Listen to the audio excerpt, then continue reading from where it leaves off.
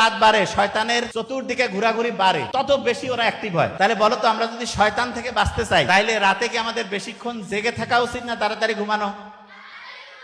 তাহলে বলো তো, যেই কাজগুলো শয়তানি কাজ এগুলো কি বেশি রাতে হবে না দিনে? তাহলে যত বেশি রাতে যেই কাজটা হচ্ছে, এই বিভিন্ন প্রোগ্রাম টোগ্রাম, এগুলা কি বেশিরভাগ ওইখানে শয়তান কি বাড়বে না কমবে? তাহলে বলো তো, শয়তান থেকে বাঁচতে চাইলে দেরিতে ঘুমাবা না তাড়াতাড়ি? শয়তান যদি ব্রেনের মধ্যে ঢুকে ব্রেনের পাওয়ার বাড়াবে না কমাবে? তাইলে বলো তো, ব্রেনের পাওয়ার বাড়াইতে চাইলে তাড়াতাড়ি ঘুমাবা না দেরিতে? আচ্ছা, আর সকালে যখন ঘুম থেকে উঠে যখন ফজরের নামাজ পড়বা না, শয়তান একদম দূর, যে বাবা এর সাথে থাকা যাবে না। কেন? কারণ জানে যে শয়তানের কথা মতো চলবে না। ফজরের নামাজ যখনই পড়লা, সারাদিন শয়তান কাছে এর সাথে থাকি লাভ নাই। তাহলে শয়তান থেকে যদি সারাদিন বাঁচতে চাই, ফজরের নামাজ পড়বো কি পড়বো না? তাইলে বলো তো, রাতে তাড়াতাড়ি ঘুমাবা না দেরিতে?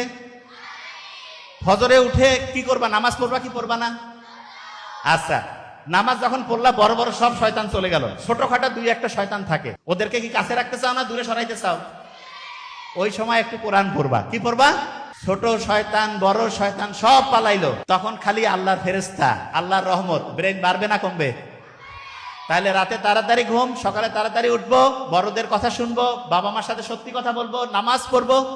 এই নিয়মে যদি চলি, সারা বাংলাদেশ অসাধারণ, সারা দুনিয়ার একটা শ্রেষ্ঠ দেশ হবে।